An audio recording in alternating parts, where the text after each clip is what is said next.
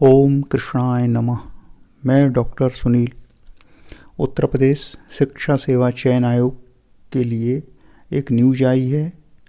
फरवरी से पहले शिक्षा सेवा चयन आयोग से भर्ती विज्ञापन मुश्किल। तो इसमें कौन सी नई बात है? दिसंबर समाप्त होने जा रहा है। 15 जनवरी तक जो अध्यक्ष और मेंबर हैं उनके एप्लीकेशन फॉर्म लिए जाएंगे। उसके बाद उनको ऑनलाइन किया जाएगा, स्क्रीनिंग की जाएगी, इंटरव्यू लिया जाएगा। तो आराम से 15 दिन लग जाएगा, उसमें जनवरी बीत जाएगा। तो अध्यक्ष और सदस्य जो नवनियुक्त हैं उनको फरवरी महीने में विज्ञापन निकालना होगा। तो इतनी बड़ी न्यूज़ में ऐसा कुछ है भी नहीं।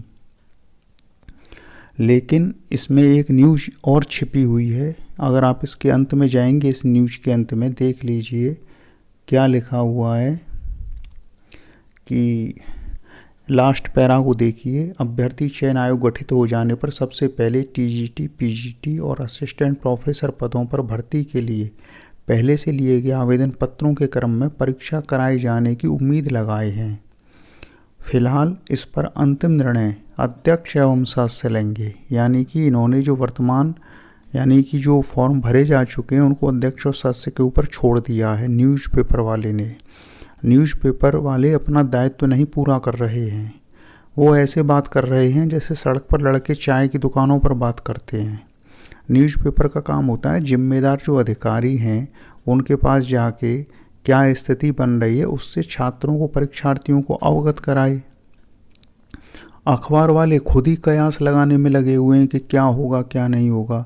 अरे उच्च शिक्षा मंत्री जी के पास जाइए, परीक्षा तिथि कब तक होने की संभावना है। आज तक किसी न्यूज़पेपर वाले ने उच्च शिक्षा मंत्री जी के पास जाके ये नहीं पूछा है कि परीक्षा कब तक होने की संभावना है, कब तक कैलेंडर आएगा, क्या होगा। बस अपना वही कयास लगाने में लगे रहते हैं। तो वैसी ही एक ये न्यूज़ है।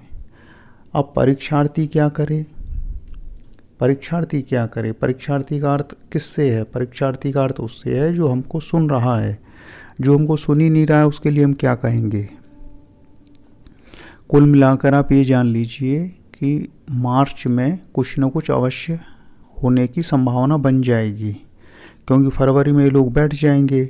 उसके बाद परीक्षा सेंटर डिसाइड करेंगे। और ये मत सोचिए उस दौरान बोर्ड परीक्षा हो रही होगी तो एग्ज़ाम कैसे हो पाएगा। अरे 11 फरवरी को ये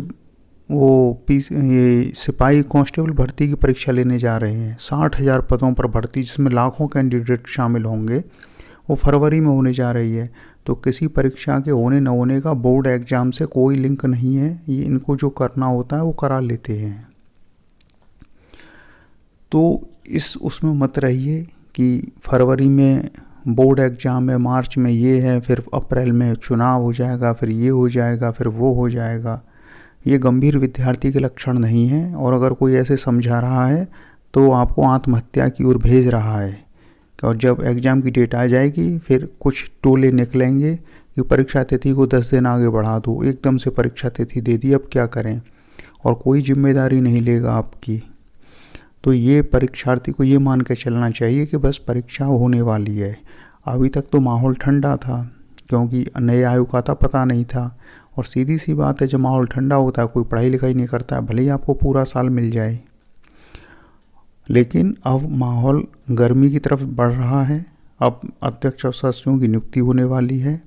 उसके बाद घटनाएं तेज़ी से आगे बढ़ेंगी और एग्ज़ाम जब हो तब हो जाए, पहली चीज़। दूसरी चीज़ है कि पुराने विज्ञापन का क्या करेंगे? उसे रद्द तो नहीं कर सकते हैं।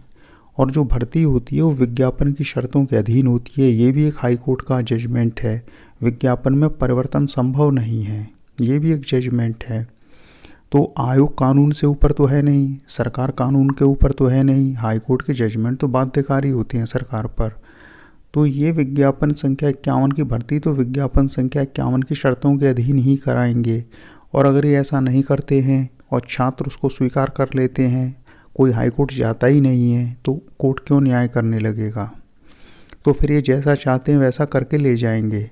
अगर ये विज्ञापन की शर्तों के अधीन कुछ हेर फेर करते हैं और कोई भी कैंडिडेट कोर्ट चला जाता है तो कोर्ट की तरफ से यही आदेश आएगा कि विज्ञापन संख्या 51 की जो भर्ती है वो उसी शर्तों के अधीन हो जो विज्ञापन में उल्लिखित हैं। नया विज्ञापन भी आएगा, एकदम सही बात है, क्योंकि नए अध्याचन आए होंगे।